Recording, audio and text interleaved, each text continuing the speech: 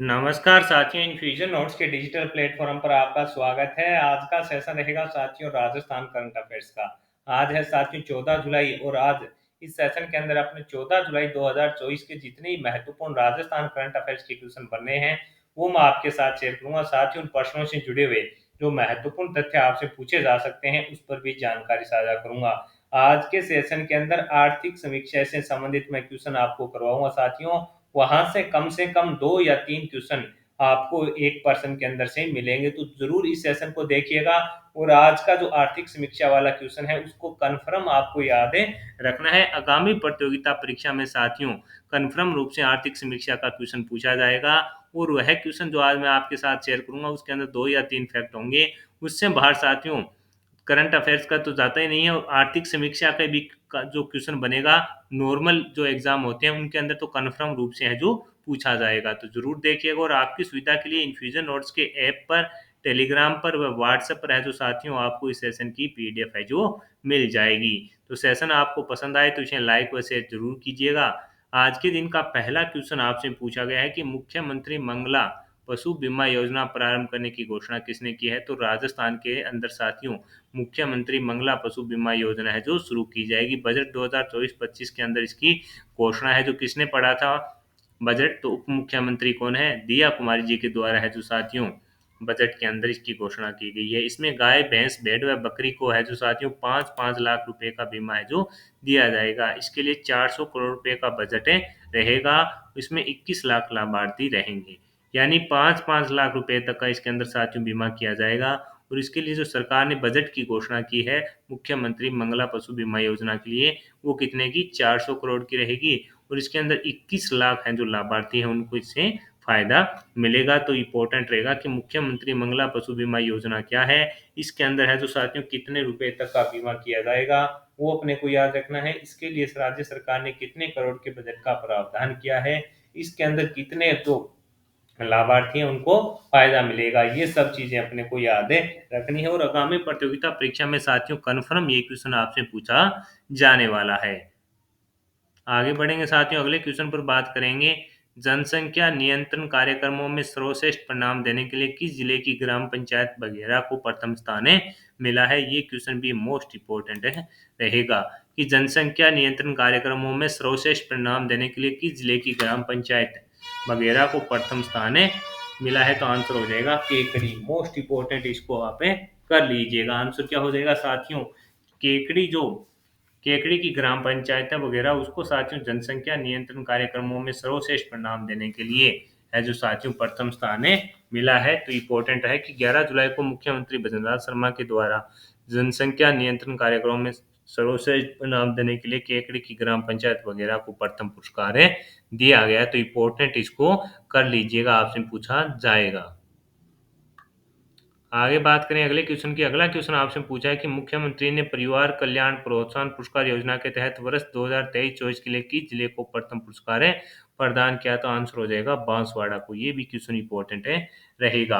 आपसे पूछा है कि मुख्यमंत्री ने परिवार कल्याण प्रोत्साहन पुरस्कार योजना के तहत वर्ष 2023-24 के लिए किस जिले को प्रथम पुरस्कार प्रदान किया। तो आंसर हो जाएगा बांसवाड़ा को। मुख्यमंत्री ने परिवार कल्याण प्रोत्साहन पुरस्कार योजना के तहत बांसवाड़ा जिले को प्रथम पुरस्कार प्रदान किया। वहीं दूसरा स्थान है जो साथियों इसके अंदर है जो ब्यावर को मिला है।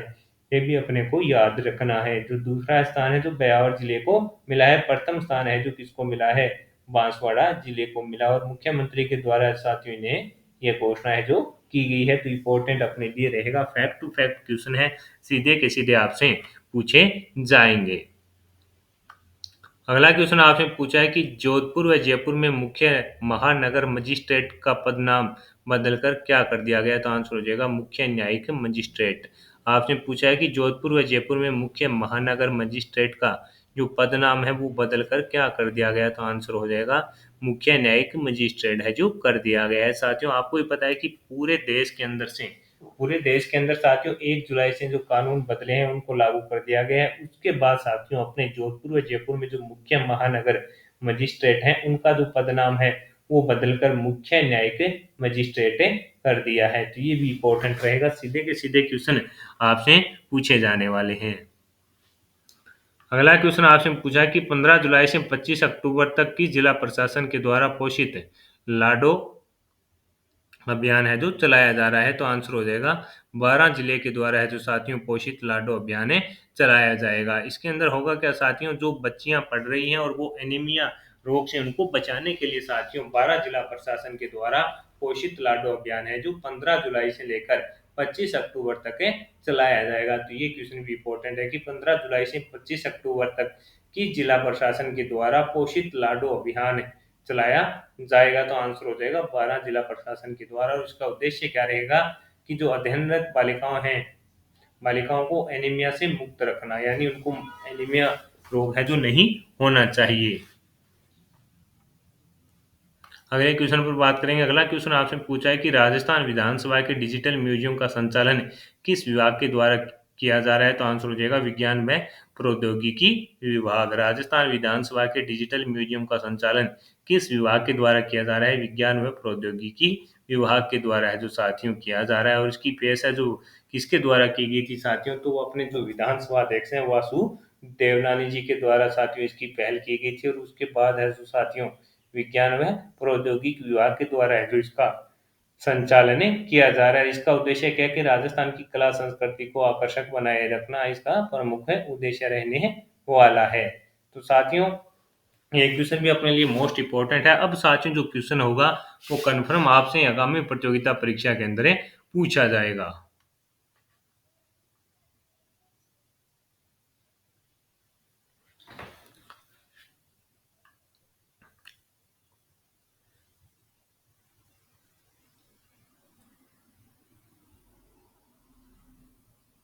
इसके अंदर साथियों आपसे पूछा गया है कि राजस्थान की आर्थिक समीक्षा 2023-24 के अनुसार स्थिर मूल्य पर है जो किस क्षेत्र का योगदान सबसे ज्यादा रहा है, तो सेवा क्षेत्र का साथियों इसके अंदर है जो सबसे ज्यादा रहा है। किस क्षेत्र का रहा है साथियों, सेवा क्षेत्र का जो योगदान है वो सबसे ज्यादा रहा है, ये अपने को याद रखना है। आपसे पूछा जाएगा कि राजस्थान की आर्थिक समीक्षा 2023-24 के अनुसार है जो साथियों किस क्षेत्र का सबसे ज्यादा रहा है, तो सेवा क्षेत्र का सबसे ज्यादा रहा है। ये साथियों जो टीम के द्वारा है जो यहाँ पे गलत एडजस्ट कर दिया गया, इसके जो आंकड़े हैं वो आपको मैं एडजस्ट करके दूंगा, उससे आपको साथियों यहाँ पे है जो कन्फर्म रूप से है जो देखने को मिलेगा। एक क्वेश्चन है जो साथियों कन्फर्म रूप से आगामी प्रतियोगिता परीक्षा के अंदर पूछा जाएगा। इसके अंदर ये देखिएगा सेवा क्षेत्र के अंदर रहा है और इसके अंदर कितना रहा है वो अपने लिए मोस्ट इंपॉर्टेंट है रहने वाला है। सबसे पहले साथियों जो अपने देखते हैं सेवा क्षेत्र का हो गया। इसके अलावा आपसे ये भी पूछा जा सकता है कि सकल राज्य घरेलू उत्पाद है जो स्थिर मूल्य यानी 2011-12 पर कितना रहा है, तो आंसर हो जाएगा साथियों आपका 84,08,45,115 रहा है। और प्रचलित पर कितना है साथियों, ये इसके अंदर बताया गया है। और इसके अंदर जो इम्पोर्टेंट रहेगा वो आपसे ये पूछा जाएगा कि जो सबसे इम्पोर्टेंट है कि जो राजस्थान की आर्थिक समीक्षा है 2023-24 उनका स्थिर मूल्य पर किस क्षेत्र का योगदान सबसे ज्यादा रहा है, तो ये देखिए सेवा क्षेत्र का कितना रहा है 2023-24 के अनुसार 43.95 रहा है।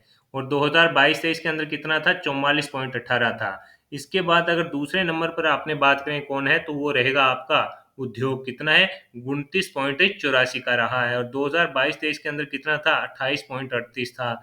और वहीं कृषि का बात करें तो साथियों 2022-23 के अंदर था 27.44 और 2022-23 के अंदर 23-24 के अंदर कितना हो गया 26.21 हो गया है। तो ये सब चीजें इंपॉर्टेंट रहेगी कि कृषि का कितना है, उद्योग का कितना है, सेवा का कितना है। और सेवा का सबसे ज्यादा है तो 43.95 है। और साथियों सेवा के अंदर भी क्या हुई है, कमी हुई है। और उद्योग के अंदर ऐसे वृद्धि हुई है और कृषि क्षेत्र के अंदर भी वृद्धि हुई है। तो ये क्वेश्चन भी बन सकता है कि किस क्षेत्र के अंदर वृद्धि हुई है स्थिर मूल्य पर, ये भी अपने को याद रखना है। अब प्रचलित मूल्य पर बात करें, स्थिर मूल्य वाला कौन सा हो गया 2011-12 का। अब अपने बात करेंगे प्रचलित मूल्य यानी 2023-24 वाला जो वर्तमान में चल रहा है। कृषि का कितना है साथियों 2023-24 के अंदर है जो प्रचलित पर 26.72 का है। और 2022-23 के अंदर कितना था 27.26 का था, इसमें भी कमी हुई है। इसके अलावा उद्योग का कितना था 2022-23 के अंदर 27.42 था।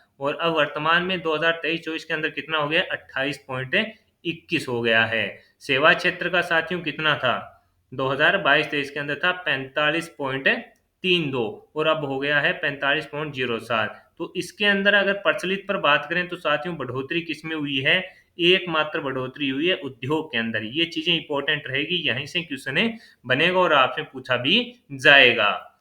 ये देखिएगा इसके अंदर अगर आपसे पूछे भी प्रचलित पर बढ़ोतरी किसमें हुई है तो उद्योग के अंदर हुई है। 2022-23 में था 27.42% है और 2023-24 के अंदर कितना हो गया, 28.21% हो गया। तो ये अपने को याद रखना है। और उद्योग के अंदर ही साथियों किसमें वृद्धि हुई है, स्थिर वाले पर। 2022-23 में कितना था, 28.38 था और वहीं बढ़कर कितना हो गया, 29.84। ये तो अपने को रट्टा मारना पड़ेगा, सीधा का सीधा आपसे पूछा जाएगा प्रचलित पर और स्थिर पर। इसके अलावा साथियों अब अपने बात करें कि शुद्ध घरेलू उत्पाद पर है जो साथियों, ये जो राशि है वो करोड़ों के अंदर है, यानी 7,40,05,81 रहा है स्थिर मूल्य पर शुद्ध राज्य घरेलू उत्पाद। और प्रचलित पर रहा है 1,36,09,477, ये रहा है प्रचलित मूल्य पर।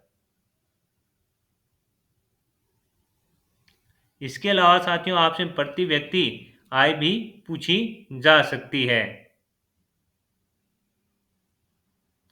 प्रति व्यक्ति अगर आय आपसे पूछे कितनी रही है तो प्रति व्यक्ति आय 2011-12 मूल्यों पर तो है साथियों 90,833 और प्रचलित पर कितनी है, वो हो जाएगी आपकी 1,67,964 रुपये। ये इंपॉर्टेंट है, कितनी है, 1,67,964 रहेगी। और ये साथियों अगर आपसे पूछे कि 2022-23 में स्थिर पर कितनी थी, 84,935 थी और जो प्रचलित पर थी साथियों 1,50,653 थी और वो बढ़कर कितनी हो गई है, 1,67,964 हो गई है। और 84 वाली कितनी हो गई है, 90,831 हो गई है। ये रुपए में है और बाकी जो आंकड़े आप देखे हैं वो प्रतिशत के अंदर दिखा रखे हैं, जो अपने प्रचलित पर सेवा वो देखा था। और शुद्ध राज्य घरेलू उत्पाद है जो करोड़ों के अंदर है, ये अपने को इसके अंदर बताया गया है। ये आपको सीधे की सीधे याद रखने हैं, आपसे पूछा जा सकता है। ये देखिए 13,64,477 हो गया, ये हो गया 7,40,581। इस प्रकार का ये जो डाटा है साथियों सीधा का सीधा अपने को याद रखना है। और ये प्रचलित पर भी दे रखा है और इसके अंदर जो महत्वपूर्ण है वो सारी चीजें इसके अंदर दी गई है। ये सारा करोड़ों के अंदर है और ये रुपए के अंदर होगी आय। तो ये सब चीजें अपने लिए इंपॉर्टेंट है रहने वाली है। सेशन आपको पसंद आया है तो इसे लाइक व शेयर जरूर कीजिएगा। कम समय में क्वालिटी कंटेंट के लिए जुड़े रहिएगा इन फ्यूचर नोट से। धन्यवाद साथियों। पीडीएफ आपको है जो मिल जाएगी टेलीग्राम और व्हाट्सएप चैनल पर।